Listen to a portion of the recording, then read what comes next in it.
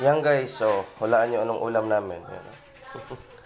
So ito naman yung ulam namin guys. Ito lang. So solid mga seafoods. So yan ay lobster, lobster, yung tiger prawn. Ito po ay lukon. Lukon. Oh, yan. Lukon tara niyo. May banami.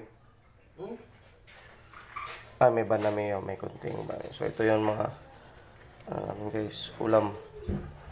Ano? Try. Isa. Medyo init. Ayan. Yun. So ito yung ulam namin ngayon. Yan. Lokon. Pasayan. Yan o, banami shrimp guys. Yan. Yan, ito yung pinakamalaki. Yan. Nam nam.